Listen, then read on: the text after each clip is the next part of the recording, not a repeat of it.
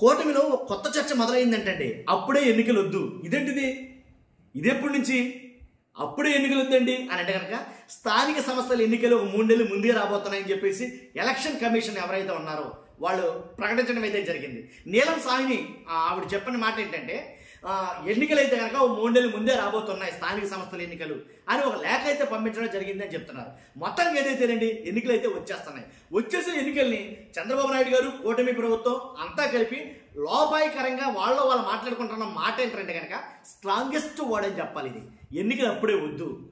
అధికార పార్టీ మాట్లాడాల్సిన మాట ఇది. ఏంటో ఖచ్చితంగా తెలుసుకుందాం. ఫస్ట్ అయితే లైక్ చేయండి. ఎన్నికలు ఎందుకు వద్దు అంటారో ఒక్కసారి మనం విశ్లేషిద్దాం. లైక్ చేయండి. లైక్ చేస్తే నాకు మోటివేషన్ ఉంటుంది, ఎక్కువ మందికి విషయం షేర్ అవుతుంది. షేర్ చేయండి. కొత్తగా మన ఛానల్ చూస్తే పక్కాగా సబ్స్క్రైబ్ చేయండి. మీ అమూల్యమైన అభిప్రాయాన్ని కామెంట్ రూపంలో తెలియజేయండి. భయమా ఎన్నికలంటే? ఎందుకని అప్పుడే వద్దు అంటున్నారు? అసలు ఎన్నికలంటే ఇప్పుడు అధికారంలో ఉంది వాళ్లే కదా. జరిగేది స్థానిక సంస్థల ఎన్నికలే, అసెంబ్లీ ఎన్నికలు కూడా కాదాయి. కానీ స్థానిక సంస్థల ఎన్నికలకే అంత భయపడి పోవాల్సిన అవసరం ఏమొచ్చింది?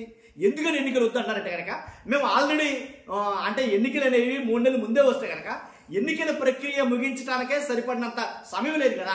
ఇంత తక్కువ వ్యవధిలో ఎన్నికలు ఎలా నిర్వహిస్తారు అనేది ఒక మాట అయితే కనుక లేదు. మేము స్థానిక సంస్థల్లో లేదా స్థానిక సంస్థల విషయంలో మేము ఇంకా బలపడాల్సిన సమయం ఉంది, ఇంకా టైం ఉంది అననా?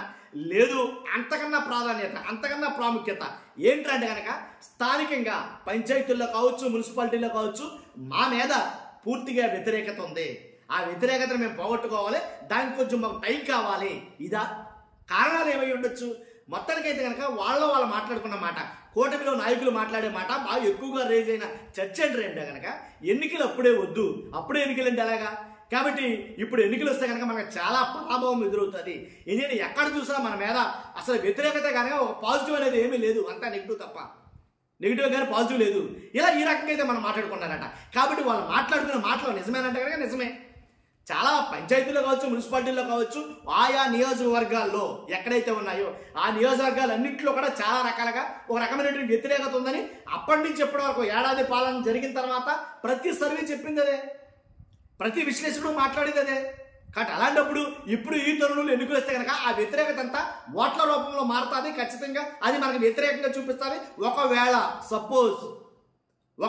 ఫర్ సపోజ్ మనం ఓడిపోతే కనుక స్థానిక సంస్థల పంచాయతీ ఎన్నికల్లో మనం ఓడిపోతే కనుక, మున్సిపాలిటీలు మనం కోల్పోతే కనుక, ఎంపీటీసీలు మనం కోల్పోతే కనుక, జడ్పీటీసీలు మనం కోల్పోతే కనుక మన మీద ఉండే నమ్మకం అనేది సన్నగిలిపోద్ది.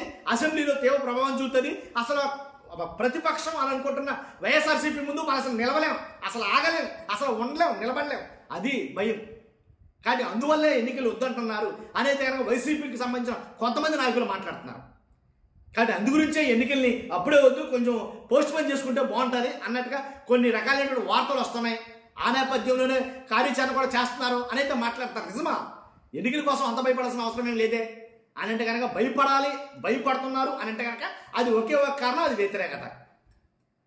కాబట్టి చాలా చాలా రేంజ్లో అయితే ఉంది. చూస్తున్న మీరు అందరూ కూడా మీ అభిప్రాయం ఏంటో ఖచ్చితంగా కామెంట్ రూపంలో తెలియజేయండి. నిజంగా భయపడతారా ఎన్నికలు అంటే కనుక?